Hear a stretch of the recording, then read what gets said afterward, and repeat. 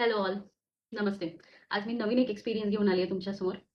तर काही दिवसापूर्वी एक गव्हर्नमेंट एम्प्लॉयी आमच्या हॉस्पिटलमध्ये आलेले होते आणि हॉस्पिटलमध्ये आल्यानंतर त्यांनी सगळ्यांना गप्पा मारायला सुरुवात केली. Being hospital government employee, more specifically मंत्रालय एम्प्लॉयी. तर ते सगळ्यांशी गप्पा मारायला लागले जोपर्यंत त्यांचा नंबर येत नव्हता. त्यांनी आले, म्हणजे ज्यावेळी त्यांचा नंबर आला डॉक्टरांच्या समोर ते बसले आणि त्यांनी त्यांचे म्हणजे जे साइन सिम्प्टम्स होते ते सगळे सांगितले. त्यांचा बीपी घ्यायला जाणार तर त्यांनी सांगितलं की पेशंट मी नाहीये. पेशंट मी नाहीये तर मग पेशंट कोण आहे? तर पेशंट घरी आहे. मग त्यांनी म्हटलं, "मग मी कसं काय ट्रीटमेंट देऊ?"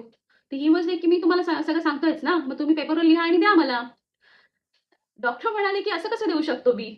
पेशंट जर नाही आहे, तर मला कसं कळणार, की हा ॲक्चुअल पेशंट आहे किंवा नाही आहे, काय आहे? मी नाही देऊ शकत तसं." तर बीइंग मंत्रालय employee, he felt offended over it. त्याच्यानंतर त्याने लिटरली त्या डॉक्टरला धमकी दिली, की तुम्ही जे असे बसता ना इथे, हे जे डॉक्टर्स तुम्ही असे बसता, त्यांना आम्ही अशा प्रकारे इकडनं घालवू शकतो. ओके. आणि त्याच्यानंतर तो इथेच नाही थांबला तो मनुष्य.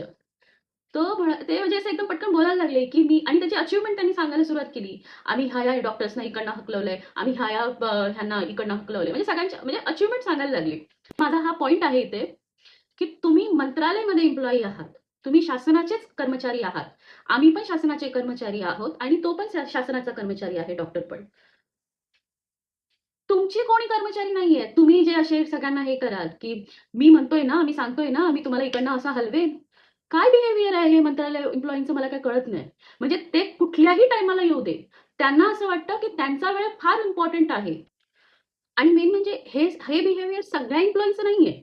काही एम्प्लॉयीचं आहे. पण ते प्रकर्षाने सगळ्याच एम्प्लॉयीचं जाणून येतं आणि खूप कमी व्यक्ती अशा आहेत मंत्रालयाच्या, की जे एकदम सॉफ्ट स्पोकन आहेत. ते नियमात राहून वागणार, बोलणार, सगळं हे करणार.